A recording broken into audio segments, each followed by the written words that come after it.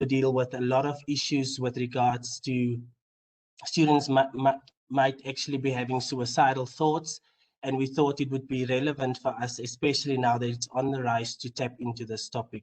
So I would like to thank our parent community and everybody else in Johannesburg or in South Africa that's tuning in at the moment, because I think it would be quite a worthwhile hour that we can spend together, actually coming from our Crawford studios into your home, and just to touch base with you and also hear what the expert have to say. And that we'll find in a very, very, very good, and somebody that I'm holding in very high regard, which is Gwyneth Salepes, educational psychologist. And Gwyneth have done various projects and research, and she specializes in the adolescent mind as well, and what it stands for, and systems that can probably help them best to support them. So yeah, I'm excited to hear what Gwyneth have to say with regards to this topic.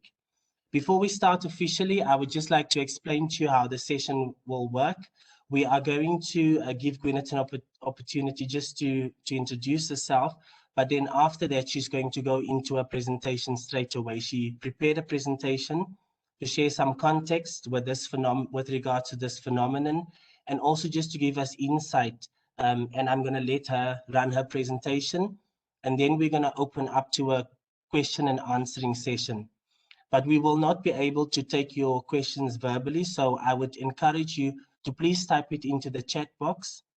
You'll find it on the corner there in your right-hand side, and then we will take it from there. We've got a team that can manage the questions. They will put the questions through to us, and then I will navigate. I will ask the question on your behalf, and then Gwyneth will be able to share some insight with regards to her professional opinion on how we can actually support and possibly solve your questions as well.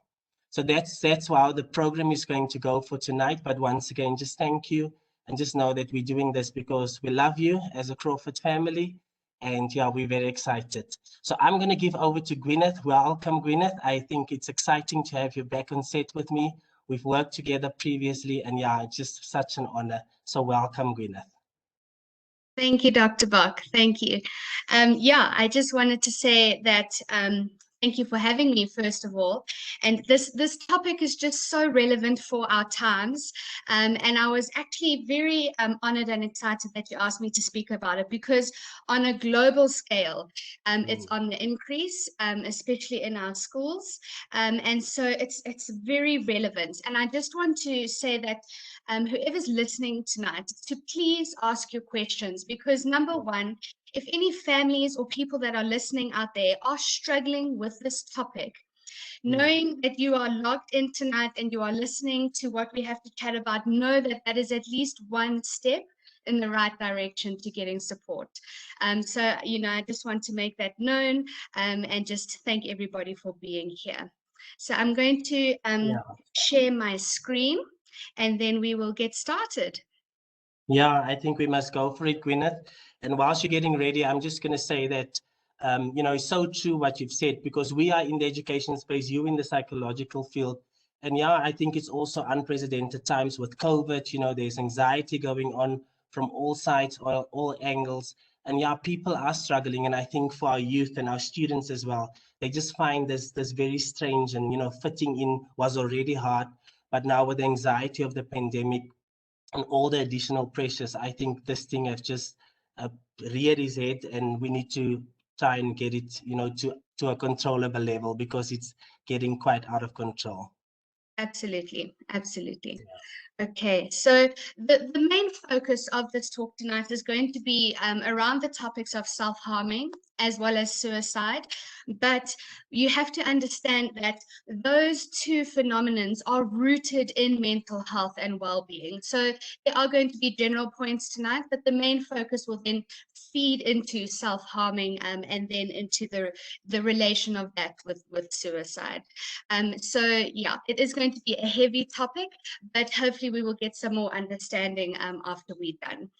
So on my first slide here that you can see, there are definitely rooted markers within suicide and with self-harming. And those 2 points are definitely depression and anxiety. Now, many families with adolescents, and when I say adolescence, I mean preteen as well as teen. So when I refer to adolescence, I'm kind of grouping them all together. But for many adolescents out there, the transitions that they go through, they are a happy person, they're able to socialize, engage with people, they're able to transition easily. And, you know, this is across the board in many cultures. But for some adolescents, they really struggle. This period of change that they go through, it's filled with stressful events, and they really struggle to adjust. And so what's really important for families out there is to understand what is normal adolescent development versus something that is showing you that their mental health is at risk. And now this can be a very difficult road to navigate, because you are going to get things like adolescents appearing withdrawn, stopping engaging in regular activities. And, you know, with withdrawn, a lot of parents have come to me and said, well, adolescents just lock themselves in their room, they don't want to come out. And, you know, to all the adolescents that might be listening, it's the same on your side. You might be wanting to not engage with your family. There are rapid mood changes. They can get easily angry or easily upset. They have significant events in their lives, like building social relationships, breakups with friends, breakups with boyfriends or girlfriends. And then there's also academic performance. Now, these areas are the main areas where you have to navigate what is normal adolescent development, and you're going to probably see a bit of that in normal adolescent development, but what is a risk in terms of their mental health. And my go-to in terms of that would be to look at frequency and intensity. I think that's the main one there. If it is very frequent and intense, and you just know as a parent that something is just not right, that's probably what you could trust the most. Looking at these pointers here and just addressing the intensity and the frequency at which they occur. And so the next slide here just shows that you know when there's just that feeling that things are a bit off. But if you feel that as a parent, I want you to act on it, because we just want to avoid the should-haves or the would-haves or the could-haves conversations. And so if you are really feeling as a parent that something is off, I really would like you to act on it. And there will be some pointers right at the end, some, you know, people that you could phone and some resources that you could draw on, just to try and educate yourself a bit better and to get that help. But hopefully we can just either show you where concern is needed or put your mind at rest in the next couple of slides. So this slide over here really shows you thinking patterns that adolescents go through. And now here are causes. These causes are very prevalent when looking at self-harming and suicide. So when you look at things like loneliness, anger, impulsivity, self-image, those are very much related to the person themselves. They are centered within the adolescent.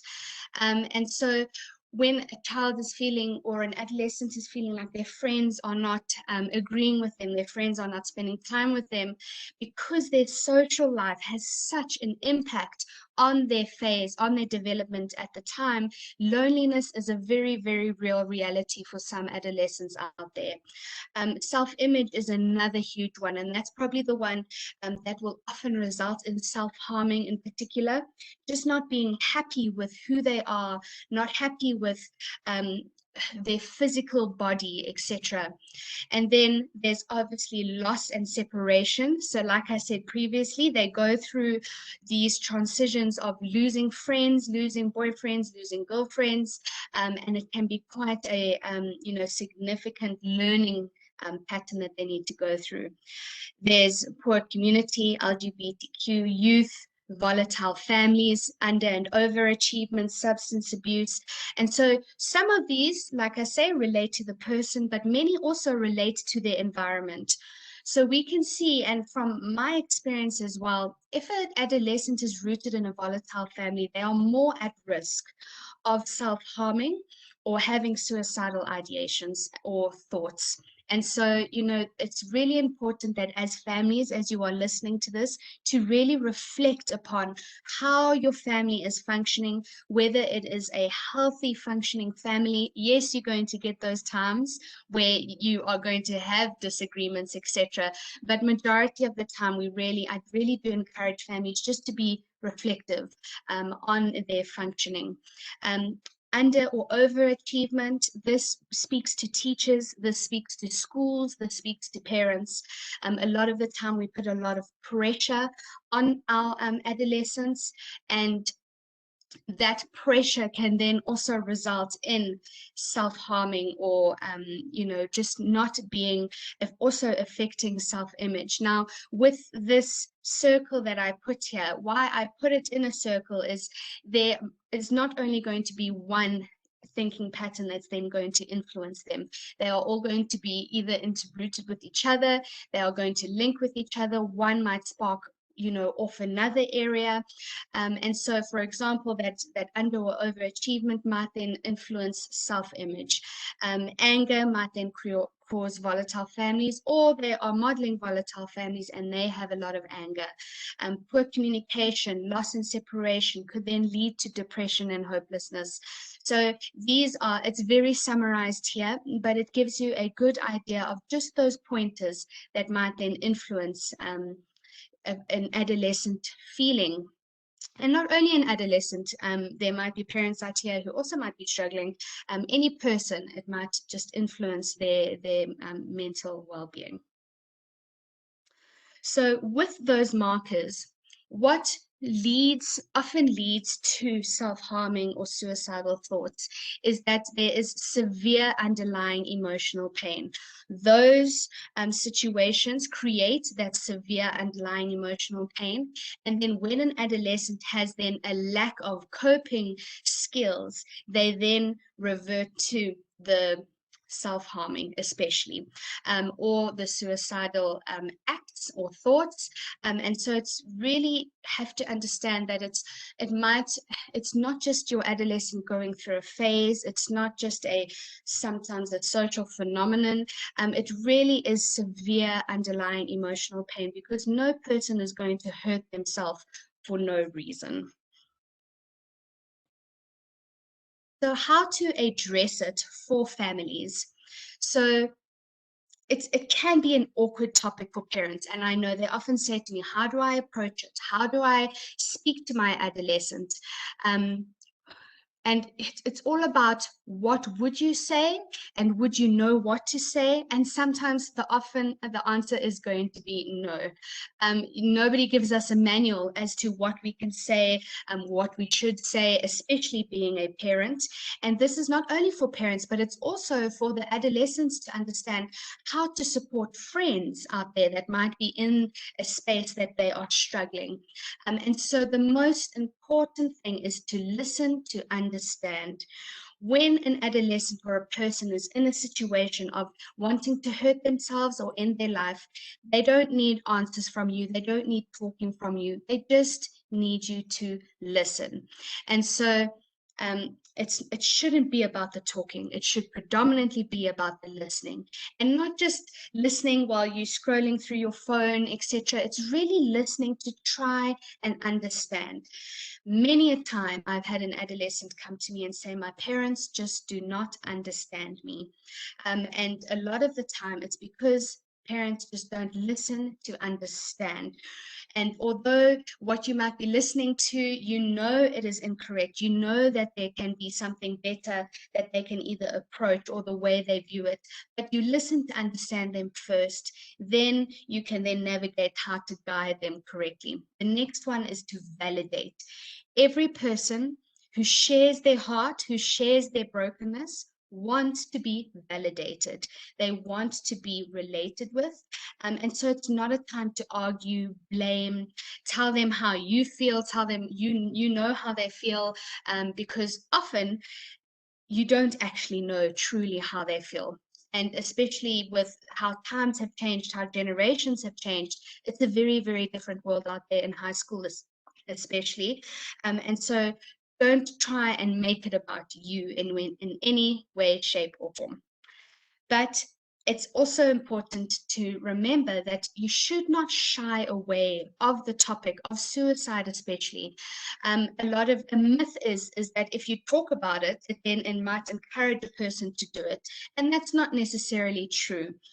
The way, if your adolescent shares with you, or if your friend shares with you, or a person shares with you how they are just feeling hopeless, they're just feeling like they want to end it all, and that's normally the language that you would hear if a person is in a bad space.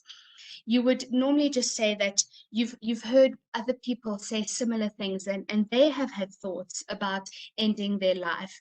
Have you had these thoughts as well? And so that's quite a nice, gentle way to approach the topic. But if you hear those, I don't want to be here anymore, I just can't do this anymore, I just want my life to end, then validate, listen to understand, but then hit the topic, you know, directly, and say to them, are you having thoughts of ending your life? Because when I've heard other people speak about this, they have had thoughts about ending their life, and it can be awkward, it can be heart-wrenching, but I really encourage you to really try and speak about it more, because speaking about it is healing in itself. Why do adolescents self-harm a lot of the time? Number one, it's to feel better.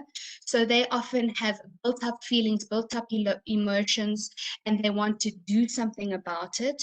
Or they actually feel numb and they want to self-harm. Now, self-harming is the deliberate act of inflicting pain upon oneself or damaging one's own body. And so it's often comes through in cutting, there's burning, scratching, and other forms of external harm. But it's also important to remember that self-harm can also happen on an internal basis. So such as consuming drugs, alcohol, or engaging in risky sexual behavior. Those are all ways that a person can self-harm as well. So it's not only external, it can also happen on an internal basis. So they often want to communicate their emotional pain. So they will obviously display, they're cutting a lot of the time. That's if they want to get help and they want to get assistance, but often they will then also hide it. They want to have a sense of control. Now, the sense of the control is quite an important one, because a lot of the time in adolescents, when they go through their cycle of trying to find independence and fight for that independence, and they feel like their parents are taking it away, they are going to try and fight to get that control back. And the way that they try and get that control back is through self-harming. And often also then we look at restricting eating, etc. But that's how they feel powerful again. That's how they feel empowered. Then lastly, they look at punishing themselves. They feel that they need to self-harm because they are at fault in some way. They feel guilty about something and they feel like they need to be punished. Now, the reason why they are self-harming, there is still a root cause of a situation, or one of those little orange circles that I showed you, but this is normally why they self-harms, to feel these little bullet points that I've put on the slide. So the warning signs, you will often find that if your adolescent or adolescents, if your friends are isolating themselves, they are avoiding social situations, you'll often find they wear very baggy clothing, loose clothing to often conceal it, especially from their parents. Now, when it says that they sometimes show to get attention, I find that with adolescents, they will show to their peers and their friends, but they will hide it from their parents. So that's normally the pattern that I see coming through. You will often find either razors, scissors, lighters, knives in places they don't belong. Often they will take the little blades out, the erasers the razors as well, to make it so they can conceal it a bit better. You will see multiple burns, scratches, cuts on their arms, and so it will normally happen on their arms, their legs, and their stomach, because they can hide those areas. They always make excuses. So no, I walked into the door and it cut me. I walked into this. I was shaving my legs. I was shaving and I cut myself by mistake. You'll find that there'll be a lot of excuses coming through as to why they might be engaging in self-harming. And then also spending long periods locked in a bedroom or a bathroom. Now, this one I would take with a pinch of salt, especially in the bedroom, because adolescents spend long time by themselves in their bedrooms. They just want to be by themselves. They don't want to sit with the family on the couch. But my key point there is mainly for bathrooms. If your adolescent is spending a lot of time in the bathroom, be very aware that they might then be acting in self-harm and they would then need some help. So self-harming in relation to suicide. Now, this is a very, very complicated scenario to get in, and I've tried to make it as simple as possible. But what you can see here is that because of risk factors, the presence of non-suicidal self-injury, so that's self-harming, is and of itself a risk factor for suicidal thoughts and behavior. So it's not true that every person who is self-harming is then wanting to commit suicide, but self-harming can be a characteristic of a person who has suicidal thoughts. And so the difference between the two, and although they can relate with one another, they are very different. And the main thing to focus on here and how they are so different is that self-harming is used as a coping mechanism. It's a coping strategy to either enhance your life and preserving life, not to end your life. So that's very important there. Whereas suicide, it's then engaging in acts to end your life. So it's the intention behind what your adolescent may be doing, the self-harming or trying to commit suicide. There's the intention is key there, because when a child self-harms, they are feeling pain, they are feeling something, they want to feel to live. Whereas with suicide, they don't want to feel anymore and they want to then, end their life. So it's the need to not feel anymore or the need to feel something. But what makes it so difficult with self-harming and suicide is they have very relatable common factors that relate between the two of them. They're very common factors that appear in both. And both need intervention, both need support, but really look at the intention behind it. Self-harming is a coping mechanism, although an unhealthy one, it is still a coping mechanism to continue to live, whereas suicide is an act of when you then want to end your life. And so the difference there is that with suicide, an individual is experiencing severe life stresses or mental health disorders that's causing it to become so unbearable for them that they then just want to end it. Learners or adolescents who engage in self-harm do as a way to just cope with their feelings and cope with their stresses as well. Okay. So this is a diagram which I found here to just have a look at and explain it a bit better in looking at your intent behind it. So self-harming is on the low intent to die, as well as unintentional suicide. So that's engaging in something that may have led to ending their life, but it wasn't their intention. Attempting suicide, it's to injure yourself, and it's the intent behind it is high. And then suicide, the intent behind it is death. And so this is a great diagram to just show the difference between the two. And it's normally all about the intent behind it. Both cause injury. One would cause death, but the other one not necessarily. And so it's just important to note that although they are classed in the same under the same umbrella, they are quite different things. And when I do therapy and I approach it quite differently there. Okay. So the main warning signs of suicide is talking about suicide, and ways to do it, or if they've thought of ways to do it. That's a very, very, very big warning sign, that the person has those suicidal ideations or suicidal thoughts. Hopelessness, believing that there is just nothing that can be done, nothing you can do, nothing your parents can do, nothing your friends can do to help you. You just absolutely feel a deep-rooted sense of hopelessness, that it's just never going to get better, and that's why you then want to end it.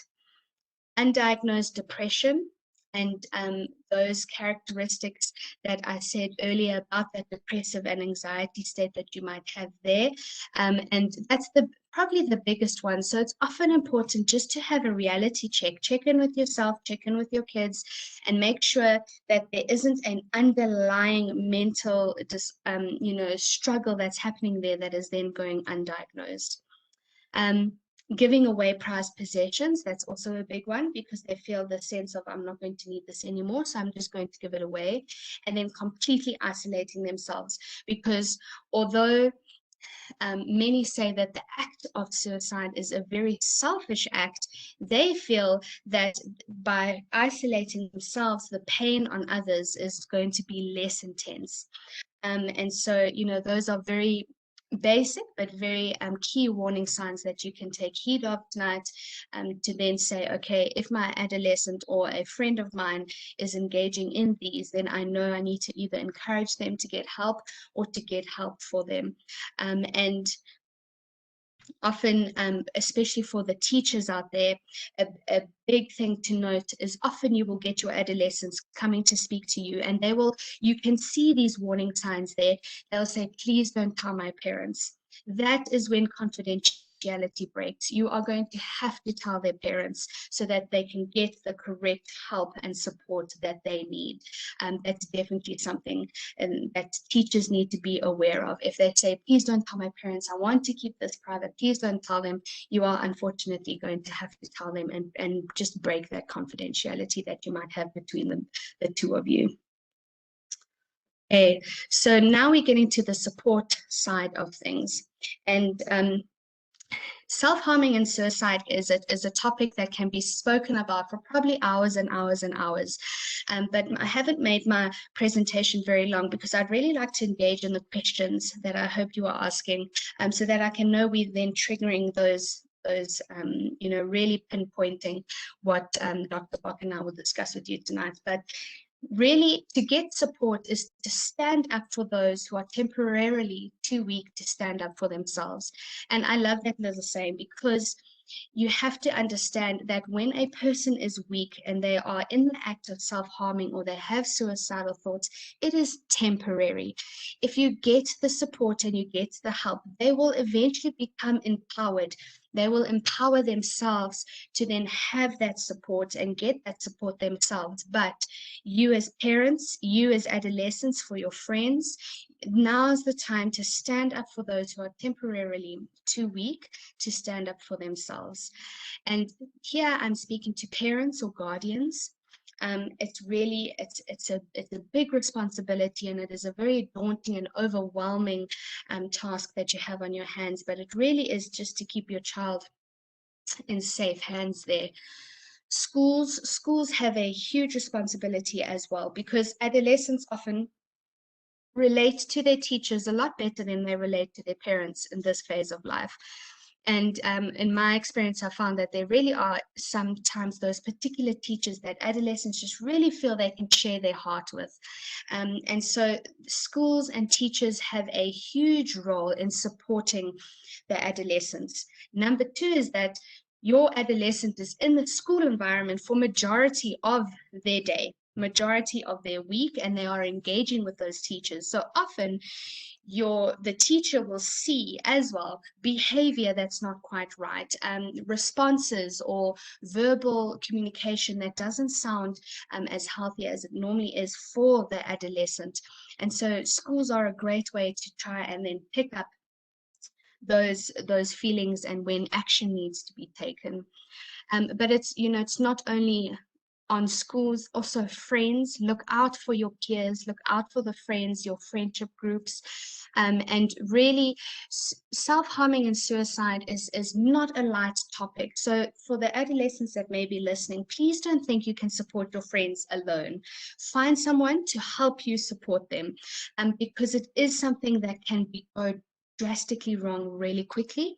And so please, if you are supporting your friends, that is great, but have someone that is with you supporting them along the journey as well, so that you can just bounce your concerns off them. That leads me into the next one, professional support. A lot of the time, self-harming and suicidal thoughts and ideations is not something that your child is just going to get over if you sort of improve your living space here and there. Yes, it's going to help it, and that sort of thing is going to come through, but it really is something that I would encourage all of you to get your professional support there. And then also communities. There are going to be wonderful groups, self-help groups, etc. out there, that are those communities that you can really stand firm in, and get that support coming through, and just be with people who have been in similar situations and get support in terms of that. So here is a slide that I think, and this is the last slide that I have, and I really just encourage you, if anything has triggered something, if anything in this slide has just made you feel a bit concerned, on your screen you can see help contacts. So these contacts are if you are in direct turmoil and there is a direct threat of it. There's a suicide crisis line, the SADAG, which is the South African Depression and Anxiety Group, mental health line, and there's the IKISO Psychiatric Response Unit 24 hours. And that's great, because then you can contact them 24 hours around the clock, and they will then be able to support you. There's also my email address there for any parents that need a bit more clarity on this topic and a bit more support. Please feel free to email me, and we can set up a discussion there. But resources, the SADAG website is wonderful. It has resources for adolescents, it has resources for parents, teachers, etc. They've got brochures, they've got professionals who speak often, and they load either blogs that they're making or they do webinars for parents. And so it's a great resource, especially if your adolescent is really struggling with depression or anxiety. And then this is specifically for the adolescents out there. If you are engaging in self-harming, there are apps that can help you through it. And these apps have been created by universities. And so there's Calm Harm and Self Heal. They're wonderful apps, and it just gives you encouragement. It gives you the ability to log how many days you haven't been cutting for to empower yourself. And then again, just reach out to psychologists or psychiatrists to get help, because it is a heavy topic. It is a complicated, both topics are very complicated. And so please just lean on people who have experience in these two different areas, and then just make use of these seek help, contact numbers there. So in a very brief and short way, those are just some markers that you can look out for, some ways that you can approach it in terms of self-help and suicidal thoughts. But if you would like a more in-depth view of your personal situation, please, I encourage you, you're more than welcome to then email me and we can have that discussion going forward. But as for me, and right now that I'm done with my slides, and so I hope you have been able to write down these numbers if you are needing them. And if not, we can maybe pop it up a bit later once we've addressed the questions. Okay, thank you.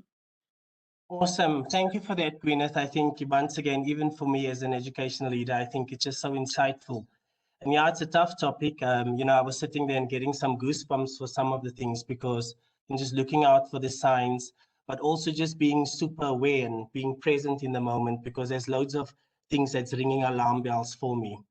We've had quite a lot of questions that came through, Gwyneth, and I'm going to start with them, and then we can just navigate them along the way. We probably won't get to all the questions because there's been quite a few, but let me start. One of the parents are asking, like, when do you know the situation is really getting out of control, and you can only do so much as a parent, and when do you know when to escalate? for more professional help? Probably if they are asking that question, then it's time to escalate it and ask, because the parent is then probably feeling quite overwhelmed. They're feeling they've done everything in their power to try and address the situation, and to try and support. But I think what's important is that if a parent is feeling that way, and you know as a parent that feeling, that not only to get your adolescent that support, but to get yourself that support as well. So I would say probably if they are reaching out and asking that question, they are probably then at that point where you would just need to reach out. And there's no shame in doing that. You know, there's really no shame in just reaching out for help, and especially, and not only with depression and anxiety, but if you're seeing your child is self-harming as well, book an appointment to speak to a professional, so that they can then help you and put in place ways that are personal to your family, that are then going to be effective. I'm also thinking, Gwen, it's just something that popped into my mind. You know, we always have that saying, when in doubt, ask for help. Yes. And, you know, come to the school. I actually want to extend that as well. You know, our school should be seen as a safe place. We do have counselors, we do have school psychologists available, and also support staff. So therefore, we can offer that support, and maybe then we can refer. We might not be able to help with the severity of the matter, but we can actually refer. I chatted in the week to somebody about, you know, spiritual leaders being available at churches. Everywhere there's people offering that, and those people can possibly navigate you into the right direction. So I like what you said. So to that parent out there that had the question, when in doubt, it is probably the right time, as Gwyneth just said there rightfully. Gwyneth, I'm going to go to the next question. One of the parents are asking, how do I support my child when they are self-harming at the moment, especially if the child doesn't want to open up and talk? However, this child is already going for some psychiatric or some expert support. So how do the parent actually get into the nitty-gritty? So, you know, what's important is that, first of all, like you would with a child who's engaging in any self-harming behavior, try and remove what they are using. Remove either the razor, the scissors, anything sharp or lighters if they're burning themselves. You know, like remove if they are drinking, for example, remove the alcohol from the house. That's probably your first step, because you don't want that temptation to be there. Secondly, don't get mad at your adolescent.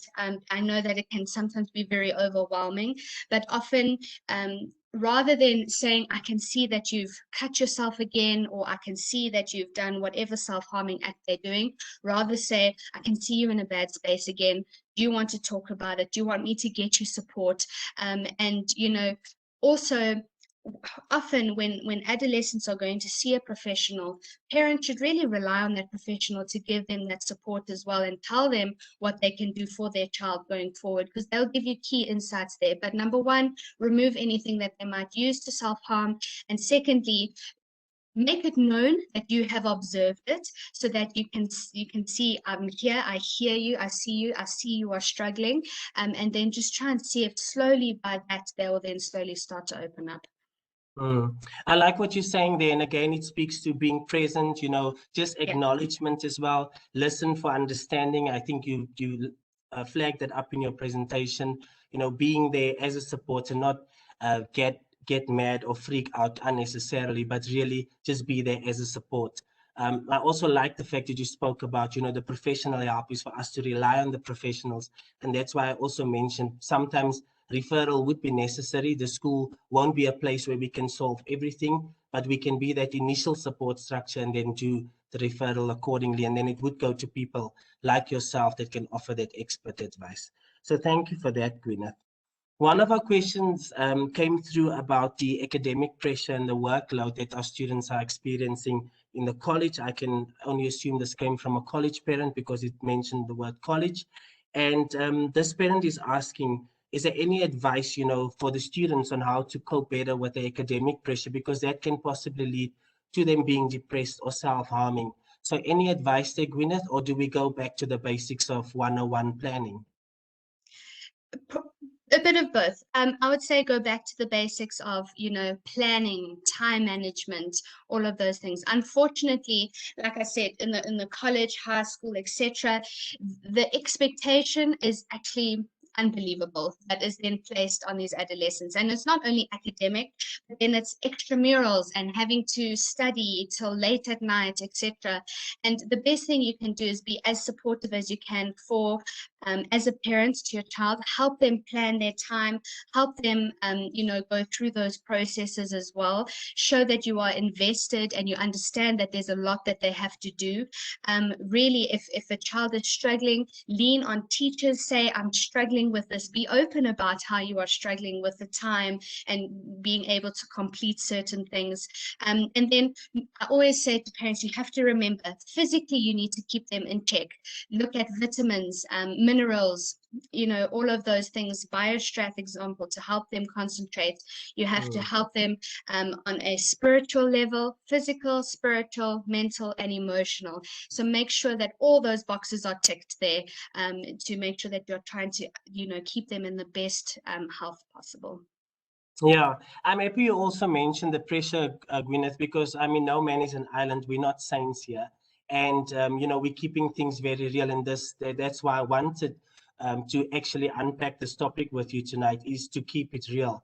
And it's a reflection moment, maybe for us as in the education space, to possibly redesign and relook things so that academic pressure can, be a little bit more relieved. I also think of moments for the students to have time to actually do things systematically and eventually getting to the end goal, but not cramp everything together at the same time. And it's a reflection opportunity for us as well, because we want to partner with the parents and making sure that our students feel safe and comfortable. And we wouldn't want this pressure to lead actually to them self-harming or getting into a depressive state. Absolutely, absolutely. And Dr. Buck, another great thing to point out there is often teachers need to communicate within themselves, within phases, within grades, to say, okay, I've given this, project that needs to be done. Okay, my assessment is coming this week. So just from the school side as well, plan the timetable that the teachers present a bit better as well. Yeah, very, very good there. One question that I like, and I think it's a very good question, I think most parents would probably have the same one as well, is how do I celebrate my daughter's achievements, even though she's still failing? I love that question because, I'm all for the social development and making like little steps and having those small celebrations. So I think it's quite a good question. Absolutely. Whenever you can celebrate, when you can celebrate, do it. Because, and like you say, exactly like you said, don't just celebrate the big milestones, celebrate the little milestones. Every person has strengths, every person has areas of growth. So celebrate those strengths. It doesn't only have to be academic wise. It could be like, yes, you achieved this. And, if your child is struggling on an academic level, make sure they're engaged in things where they do feel successful, where they do experience success, because that's really important, and that gives you more of an opportunity to then celebrate. And celebrations aren't just things like, woo, you did really well, etc. Celebrations can be going out to dinner and spending time with a family and just validating them and being like, thank you for being such a great daughter to me, thank you for being such a great son. Those in itself are celebrations as well. And I like that acknowledgement coming through there again, Gwyneth. I think it's very important. And sometimes, life just is becomes so busy. We do not have Yes. the time always, and we sometimes use that as an excuse. We're always too busy. But I think taking out that moment, because everybody needs to eat at some point. So Yes, why not make it a celebration than a celebration absolutely. moment? It reminds me, this week I reflected with my team and we spoke about these shout out boards that we're gonna start here at the school, just to do shout Lovely. outs where students can do shout outs for one another. But I think that can even be brought into home, very close to home, where you can have a little shout out board, even if it's just something very informal in the kitchen or in the study at home, and acknowledge it, put it on that shout out board. And it's those small little milestones that I think will get to this good output and good results. So yeah, the parent that asked that question, I also want to encourage you from our side. Let's celebrate. Every moment is a moment to celebrate. Doesn't matter how big or how small. Absolutely. Yeah. Gwyneth, I want to go into another question, and it speaks about fitting in. Fitting in one of this parents, and I'm sure many other parents I saw very similar questions coming through about fitting in. How do I get my child out of the mindset to want to fit in? Is there any type of language that I can use, any type of conversations that I can start? And how do I start this type of conversation? No, that's it's a huge thing, and that, together with peer pressure, can be disastrous. So number one, model your behavior to your adolescent. Often you, on a subconscious level as a parent, want to fit in as well. And so if you model that behavior, then they will see what you are going through and how you are handling it. I think, and it almost draws back to the celebrations. Celebrate who they are as a person so they feel empowered about who they are as a person. Naturally, so during this adolescent phase, they are going to just want to fit in all the time. They're going to want the latest gadget. They're going to want to hang out with a certain crowd. They're going to want to engage in those things often. And yes, you can show some leniency because it goes with the appropriate development of being an adolescent. But as soon as they completely lose who they are or lose those family values that you've tried to instill constantly, that's when you might just have to have a conversation with them, and don't discipline them necessarily for doing wrong things to try and fit in. Understand why, because a person wants to follow and fit in with a crowd or a group when they feel they are lacking something. That's key. So to find out what they are lacking, empower that. They then won't want to follow the sheep and become part of the group there. Yeah, no, that's very powerful, and I was just smiling because again, it's brought back very close to home. And as schools, you mentioned schools were one of the supporting structures that can actually try to help with this. And, for us, it is that constant social development, reassurance for the students, giving them the platform to have voice and choice, but to also have voice and choice responsibly.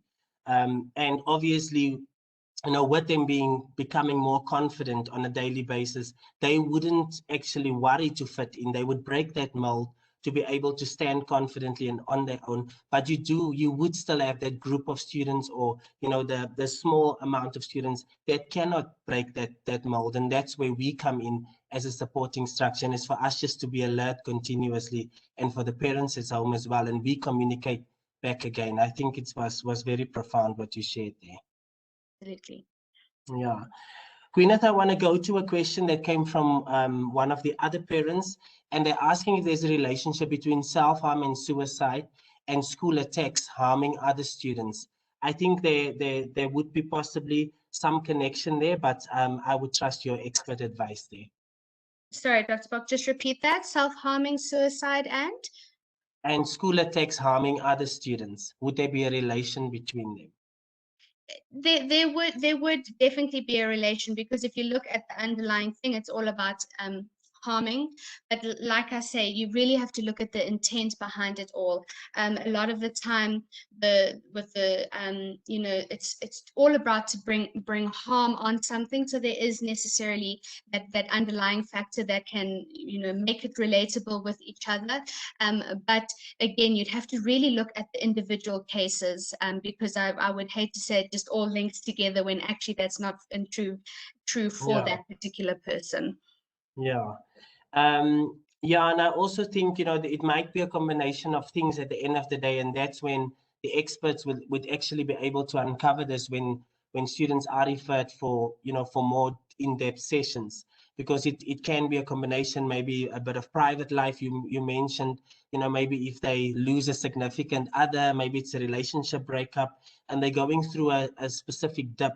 So it can be a combination of various things, but I think also students feeling maybe shut out, at school, or not part of a group, or they're not fitting in. All those things can actually lead to that. So yeah, another aha moment, because again, it's that consciousness that we forever need to be mindful of what's going on.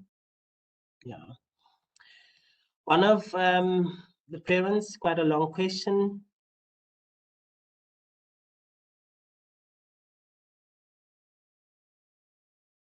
This question speaks all about healthy eating and exercise, but I find teens are extremely resistant to exercising.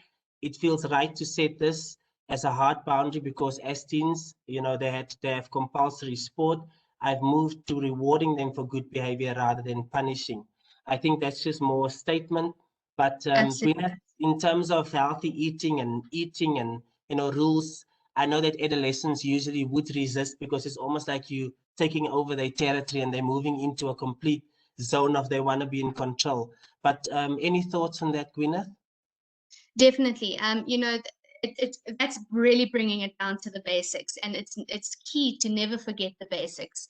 Healthy diet and exercising. And if your child doesn't want to engage in really rigorous exercising, then do things such as yoga or Pilates, or something that basically just strengthens your mind and your body together. That's not so exhausting and completely drains them. So really try and be innovative and creative in getting that physical activity.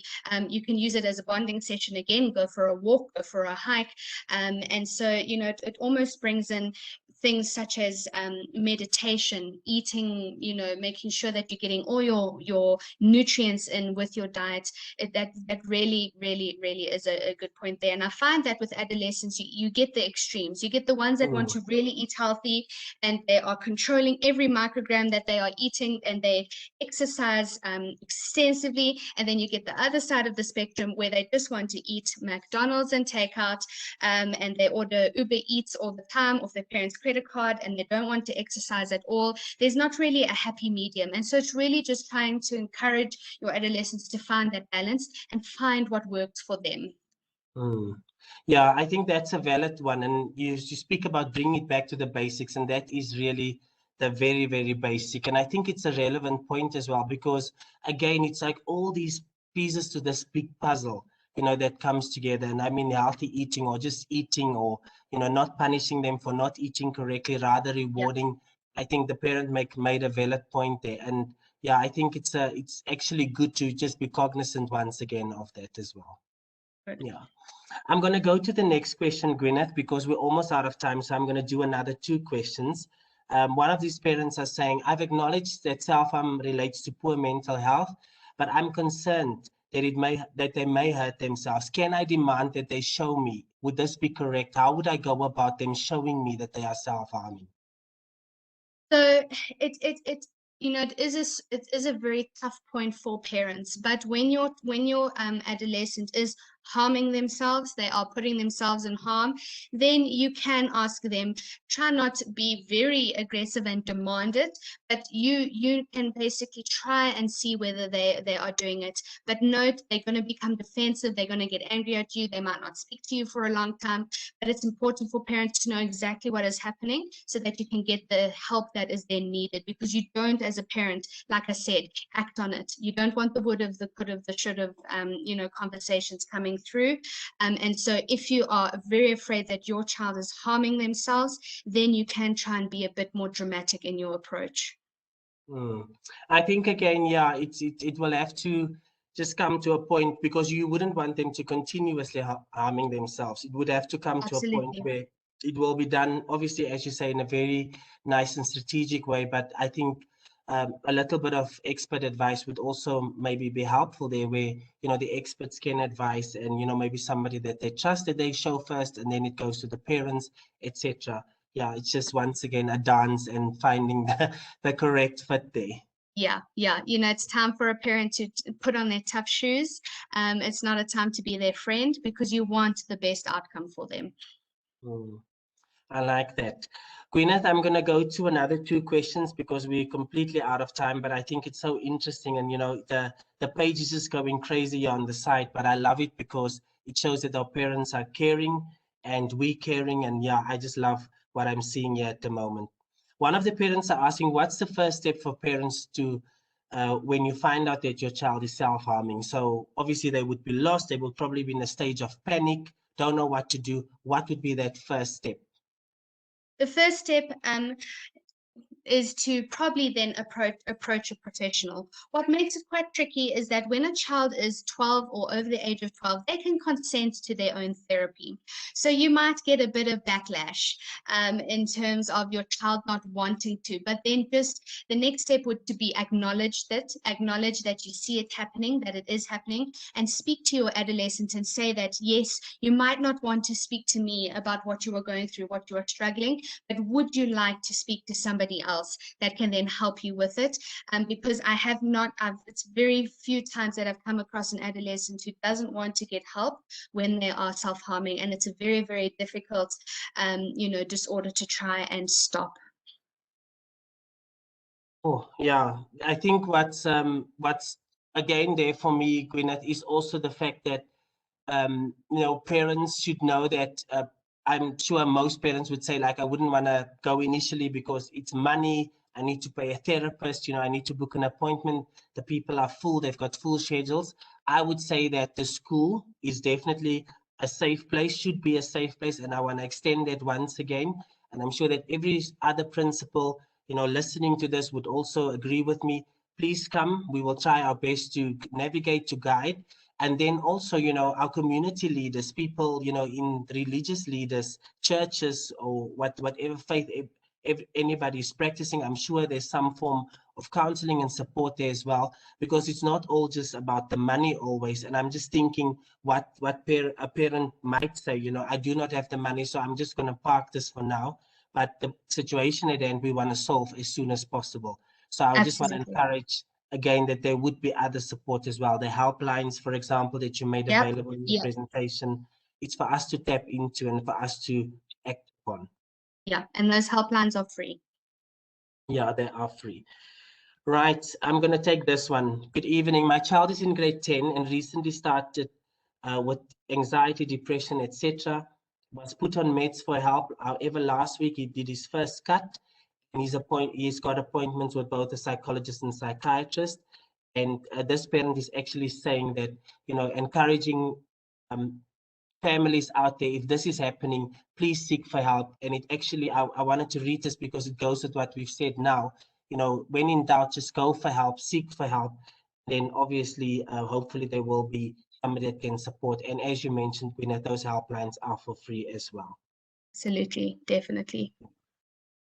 I'm going to take the last one, Gwyneth, because the page is going crazy. But I think what we'll do is we will possibly make the presentation available to our communities.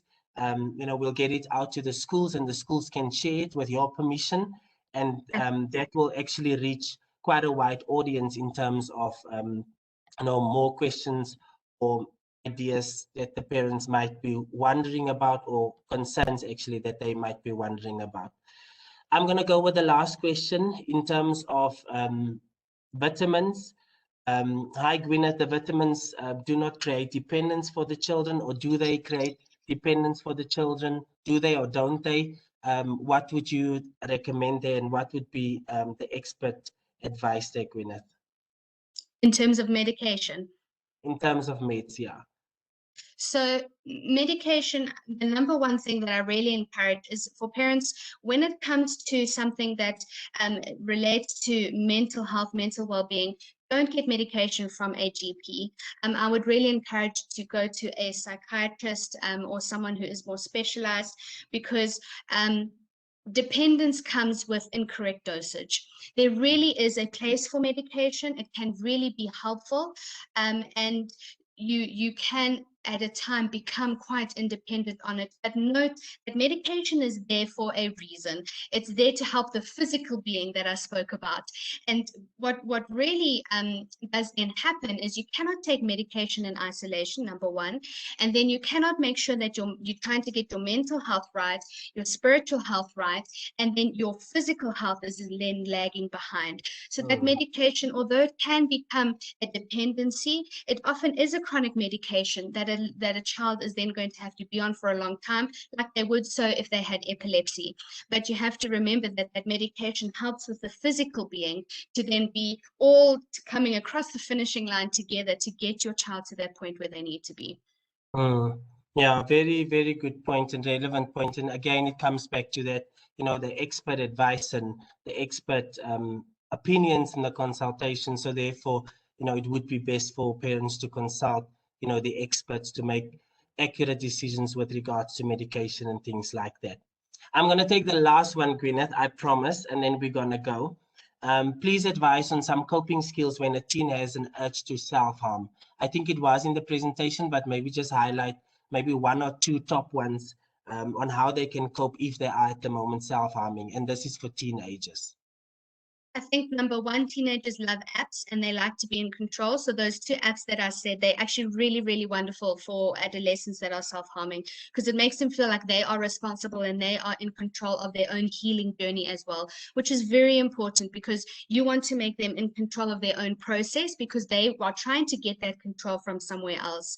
In terms of then also with self-harming, again, making sure that you are being as supportive as you can, your environment is being as supportive as they can, and really just looking at your different systems and seeing what is either can be contributing to the need to self-harm or not, but really just trying to empower your child, and it's not easy as a parent. Parenting is not easy during this time and this phase, but really try and have a look at those apps, or even like Bible verse apps or some sort of motivation that they can read and look at every day, because it has to be something that happens daily.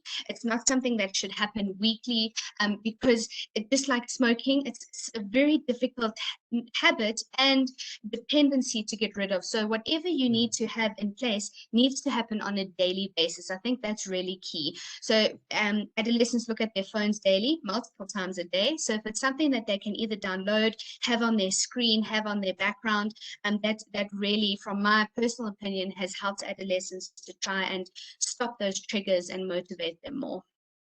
Yeah. Well, Gwyneth, unfortunately, we have to stop there because the night is gonna catch up with us. But I just want to say that thank you so much. I appreciate what you've done for us Pleasure. as a school community. On behalf of Dr. Cesar Majola and her team, I want to thank you as well. You are part of Crawford now in terms of your support that you're giving us. So I just want to say thank you, a huge thank you. I'm sure that I can speak on behalf of our parents and some of our adolescents and our students that's tuning in as well. We are grateful. It's a difficult topic to unpack, but we've unpacked it, and you did an amazing job. And I'm very happy for the insight that you gave us once again, as teachers or as people in the education space, because it gives us time to reflect on our own practice as well and be more cognizant and be more aware. So I can't thank you enough. Thank you. Thank you. Only a pleasure, and thank you for having me. And yeah, just really, if you need help, my email address is there. You can contact me anytime. Right. So for our parents and our listeners out there, we are going to close the show. I want to thank you for tuning in. I want to thank you for starting this conversation with us. And yeah, it's just nice to come from Crawford International to your home and be the school of voice and choice, where every child is a masterpiece. We care about our students, and that's why we find these topics relevant to chat about them, to unpack them with you, and hopefully be some form of support to you as well, because you're not alone in your parenting. We're part of it, and we're very honored and privileged to be part of your journey as well. I'm going to wrap up, and I'm going to remind you it doesn't cost us anything to be kind to one another. Kindness is absolutely free, my most favorite saying. So let's go out there and have a beautiful weekend and be kind to somebody next to us. Bye-bye, everybody. Bye, Gwyneth. Bye-bye. Thank you.